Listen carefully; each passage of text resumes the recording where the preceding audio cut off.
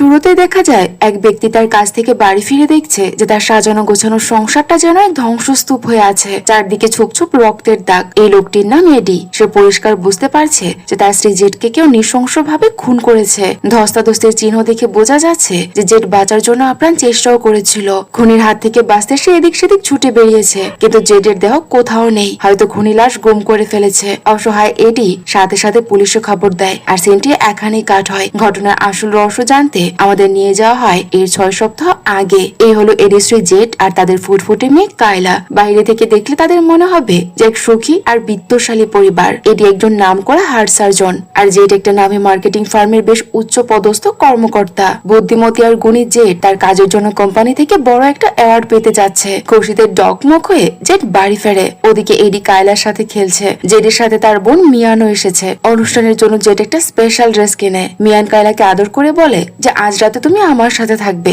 অনেক মজা হবে কিন্তু। অন্যদিকে জেড তার নতুন ড্রেসটা এডিকে দেখায়। মিয়ান ঠাট্টা করে তখন বলে, শোনো এডি, এই ড্রেসটাতে জেডকে যে কি সুন্দর লাগবে তা তুমি কল্পনাও করতে পারবে না। এরপর মিয়ান কায়লাকে নিয়ে চলে যায়। জেড তখন খুব খুশি হয়ে বলে, কতদিন ধরে এমন একটা ড্রেস চাইছিলাম, আজ সুযোগ হলো। এডি তখন বলে, হ্যাঁ দারুণ তো। কিন্তু জেড যখন গোসল করতে যায় এডির চেহারায় ফুটে ওঠে এক পৈশাচিক ভিলেনের ছাপ। এখানেই বেরিয়ে আসে এডির আসল রূপ। সে আসলে একটা সাইকো। সে সারাক্ষণ জেডকে সন্দেহ করে। তার বদ্ধমূল ধারণা যে জেডের অন্য কারোর সাথে সম্পর্ক আছে। সে ভাবে যে জেড নিজেকে সুন্দর দেখানোর চেষ্টা করছে শুধুমাত্র অন্য কোনো পুরুষকে আকর্ষণ করার জন্য। এই নোংরা চিন্তা তার মাথায় সারাক্ষণ ঘুরতে থাকে। জেড যখন শাওয়ার নিয়ে পরম উৎসাহে ড্রেসটা পরতে যায়, সে দেখে যে ড্রেসটা জায়গায় জায়গায় কাটা, ছিঁড়ে ফেলা হয়েছে। আসলে ওই সাইকো এডি সে চায়নি যে এই ড্রেস পরে অনুষ্ঠানে যাক, তাই সে ওটা নষ্ট করে দিয়েছে। এডি রুমে এসে নেকামি করে বলে, ও এত সুন্দর ড্রেসটা ছিঁড়ে গেল, খুব খারাপ হলো তাই তো। জেড কিন্তু রাগ করে না বা চিৎকারও করে না। সে শান্তভাবে বলে যে ঠিক আছে, আমি অন্য একটা পড়ছি।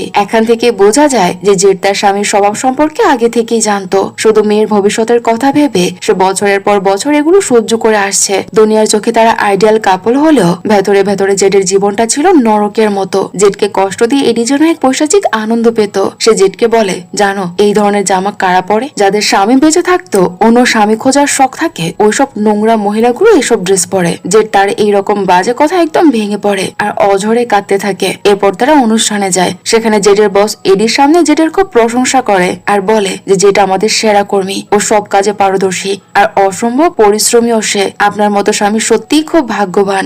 আপনাদের আজ রাতে স্পেশাল কোনো সেলিব্রেশনের প্ল্যান আছে নাকি? বস হাসতে হাসতে তাদের সাথে মজা করতে থাকে, কিন্তু এডির মাথায় তখন রক্ত চড়ে যায় যে এই লোক আমাদের ব্যক্তিগত জীবন নিয়ে কথা বলার সাহস পায় কোথা থেকে। বস যখন এডিকে ড্রিঙ্ক অফার করে